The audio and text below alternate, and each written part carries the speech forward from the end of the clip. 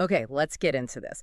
Today, we're doing a deep dive into what is, well, one of the most foundational and, frankly, most complex stories in African decolonization. Mm. The birth of the Republic of Sudan, January 1st, 1956. That's the date Sudan achieved independence. And that date is just monumental. You've got to Yeah. remember, in the mid-20th century, you have this huge wave of independence sweeping the continent. Right. And Sudan becomes the largest country in Africa, we're talking physical size, to gain its freedom.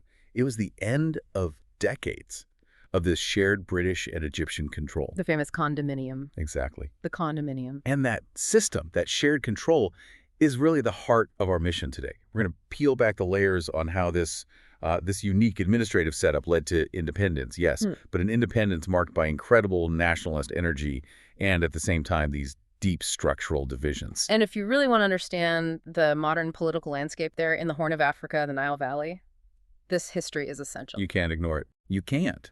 The colonial policies, the choices they made, they weren't just footnotes. There were strategic decisions that basically laid the groundwork for the challenges and, the civil conflicts that have defined Sudan's destiny ever since. So let's start right there with the condominium rule. It sounds a little bureaucratic, but what was it really? How did it actually work for, 57 years? In short, it meant joint sovereignty. So on paper, Sudan was ruled by both the British and the Egyptians. Joined.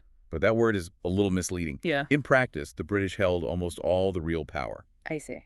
The top official, the Governor General, he was always British. He was the final authority in Khartoum. So if the British were really running the show, what was the Egyptian role? Was it just symbolic or? It was a fascinating mix. Egypt did contribute financially, and it maintained a very important symbolic presence. Okay. So the Egyptian flag, for instance, flew right alongside the Union Jack.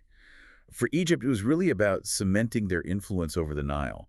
The river's water was vital. And for Britain? For Britain, it was a way to legitimize their control after the Modest War in the 1880s.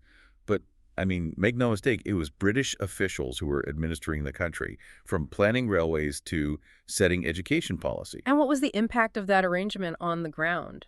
The critique you often hear is that while it brought order, it was also, deeply contradictory. Oh, a classic colonial contradiction. Yes, Yeah. absolutely. There was infrastructure, railways were To built. connect key economic centers, I imagine. Exactly, to facilitate getting resources out, like cotton.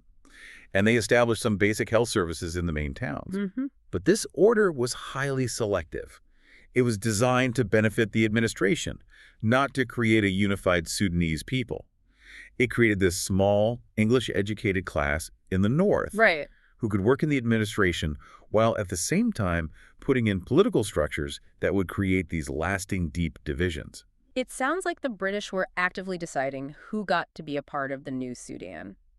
And that brings us right to the policy that had the biggest impact, the intentional division of the country. Precisely. This policy of deliberate division is, it is the single most important thing to grasp if you want to understand the conflict that came later. They actively fostered this idea of Sudan as a land of two separate peoples. They did. So let's look at the north first. How was that region developed? The north was the focus. It was predominantly Arabic-speaking and Muslim, and that's where the administrative development was concentrated. So that's where the schools were. That's where modern education was focused, yes. And that led to the rise of that small, educated, very articulate elite.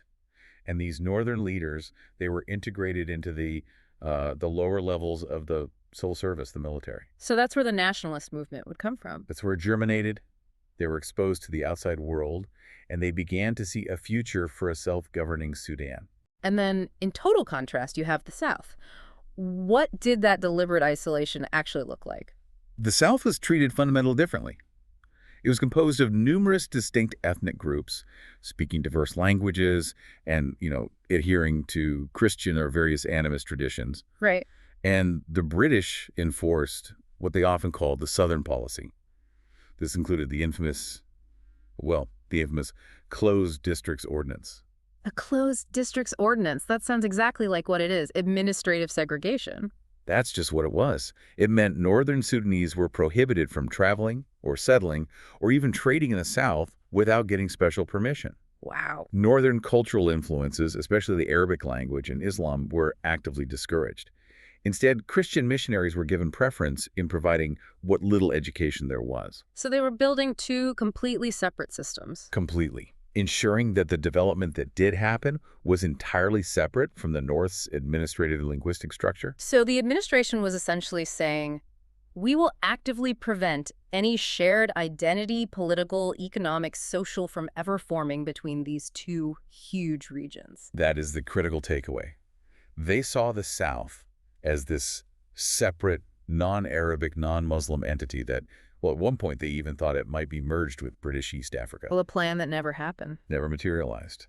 But because of that view, they made sure that when independence finally came, the two regions shared almost nothing. No common language of government, no unified education, and just this immense, deep-seated distrust. An intentional lack of integration. And that's the powder keg. So with that powder keg just sitting there, we shift to the nationalist movement. And they're all unified in one goal, get rid of the foreign rulers. But the movement itself was immediately split on what happens next. And the split wasn't just political.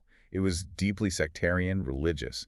The two main camps really reflected these vast differences in the population and tapped into these very old loyalties. So tell us about the first camp, the ones pushing for complete standalone independence.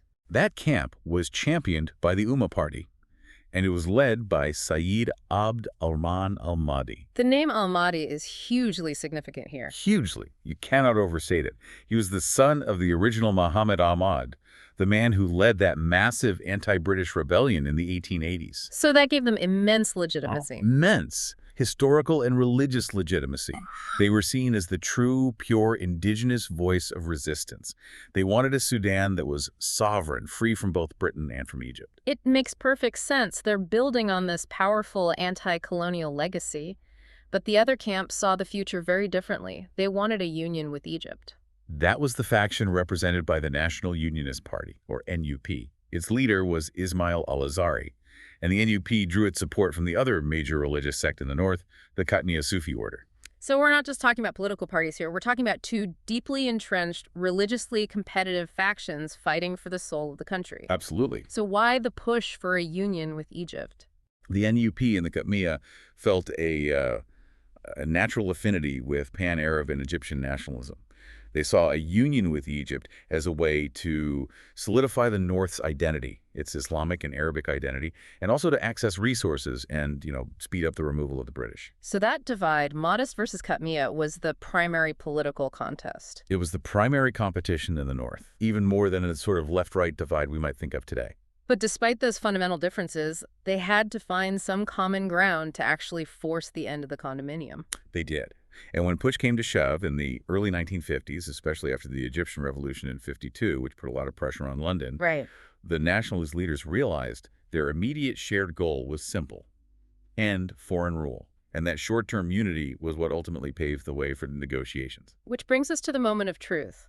How did that final process look, that shift from joint rule to autonomy?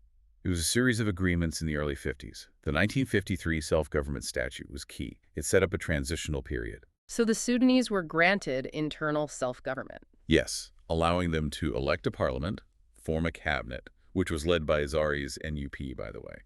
And the final act was supposed to be a choice for the people: complete independence or union with Egypt. But the Sudanese parliament never actually held that final vote, did they? No, they didn't. The transitional phase, it sort of radicalized the political mood. The NUP, once they had a taste of power, they completely reversed their position on uniting with Egypt. They realized full sovereignty was what people wanted. They realized the overwhelming desire across the entire political spectrum was for full, unfettered sovereignty. So in late 1955, the parliament, seeing the global momentum, they just voted to dispense with the referendum altogether. And just declare independence. Terminate the condominium and declare complete independence. At that point, the colonial powers, Britain and Egypt, had very little leverage left. They had to agree. They had to. And so, on the morning of January 1st, 1956, those two foreign flags were lowered in Khartoum, and the new flag of the Republic of Sudan was raised. It must have just been an incredible moment of celebration. For the northern elite who fought for it, it was an undeniable victory, a high watermark. But this is where we connect all the dots back to that policy of division. Okay. Because that national unity, the one celebrated in Khartoum on January 1st, had already begun to shatter months before. And this is where the story takes such a tragic turn. that deep-seated distrust that the British policy had fostered, that fear among Southerners that a centralized Arabic state would now dominate them, that didn't wait for the official declaration. That's right. The conflict, which was rooted in that very real marginalization, it began before the celebration. In August of 1955, the Southern military units, the Equatorial Corps, stationed in a town called Torit, they mutinied. The Torit Mutiny. Yes, they feared the northernizing policies of the new transitional government, and they resisted orders to relocate to the north. And that mutiny is so crucial. It wasn't just a skirmish. It was the spark. The spark that ignited what would become one of Africa's longest and deadliest civil wars. It started immediately. Yeah. The South felt completely betrayed. They had no meaningful representation in that transitional government, and they feared that any promises of federalism or autonomy would just be ignored by the government in Khartoum. So that internal fracture, baked in by decades of separate administration, meant that the Republic of Sudan was born into immediate bloody conflict. It's an incredible reversal. The very achievement of independence immediately catalyzed the country's descent into civil war. And if we connect this to the bigger picture, it just underscores the fragility of nation building when the foundations are deliberately built to oppose unity. Exactly. The unity they forged against the foreign ruler was instantly replaced by an internal fight over identity, over resources, over everything. So what does this all mean for us today? Sudan's independence was, it was a powerful, world-shifting symbol of decolonization, a testament to a people's will to govern themselves. But the story of Sudan is also this profound narrative of a nation born from immense hope and, at the very same time, from deep institutional division. It shows you so vividly that achieving political sovereignty is only the first step. The real test comes after. The application of self-governance is immediately tested by all of those historical and infrastructural grievances inherited from the colonial era. So for you to think about as you go about your day, consider this fundamental question. How does the deliberate isolation of the South from the North, those specific policy choices on infrastructure, on education, on who could move where, demonstrate how colonial governance decisions, which might seem bureaucratic at the time, can create fault lines that define a nation's destiny for a century or more after foreign rule has ended?